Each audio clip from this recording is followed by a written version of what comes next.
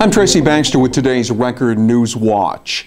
According to Town of Newburgh Police Chief Michael Clancy, the police activity going on in a part of his town involves officers following up new leads from an old criminal case.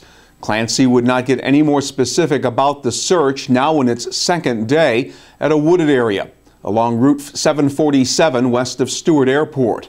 Personnel with the State Police Crime Scene Unit, as well as officers from other agencies, including the towns of Newburgh and New Windsor, are checking out an area west of the airport, about a quarter mile off the road.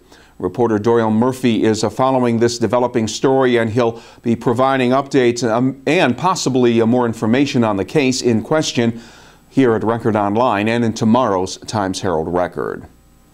Congressman Maurice Hinchey says he and his colleagues will fight the decision made by the U.S. Postal Service to close their mail processing and distribution center at Stewart Airport. The Stewart facility is one of about 200 nationwide that the Postal Service is planning to shut down as a way to consolidate services and cut costs in order to remain financially viable. A Stewart closing would cost the region 385 jobs. The work done at that site would shift to a mail processing center in Albany. The announcement caught many by surprise, since any decision concerning postal facility closings was not expected to be made until May. Postal Service officials say the announcement was made Thursday in order to allow for proper planning and notification of labor unions. Some anxious moments at Catskill Regional Medical Center in Harris last evening as a broken oxygen pipe brought emergency personnel to the facility. The leaking pipe connects the hospital's main external oxygen tank to patient rooms.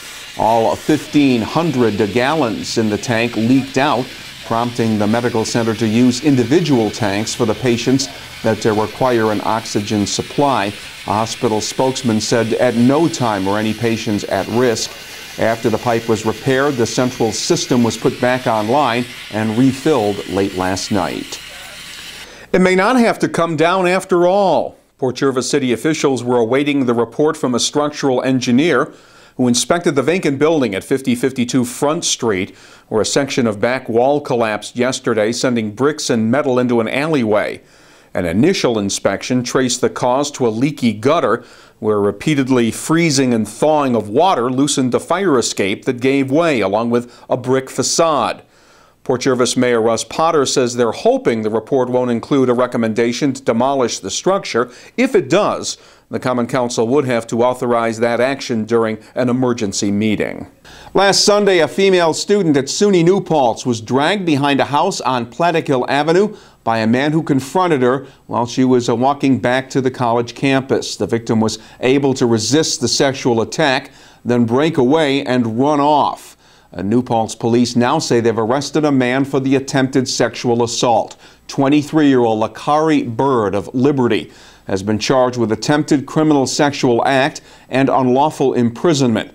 Following his arraignment, Bird was sent to Ulster County Jail on $100,000 bail. In Orange County, an investigation at the Staples store in the town of Wallkill turned up hundreds of unauthorized transactions, and it's led to the arrest of a former store employee. 22-year-old Michael Huffcutt Jr. of Middletown was charged with felony grand larceny for thefts that totaled more than $6,000. Town of Wallkill police say the thefts occurred over a 3-month period.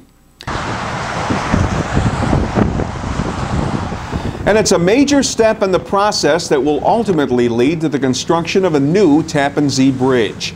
Officials with the State Bridge Authority conducted a tugboat tour Thursday, showcasing the $3.5 million worth of soil test borings that will help them determine the best location for the route of construction for the new $5 billion 3-mile-long Tappan Zee span. 4 consortiums have been selected to compete for the bridge design and construction work.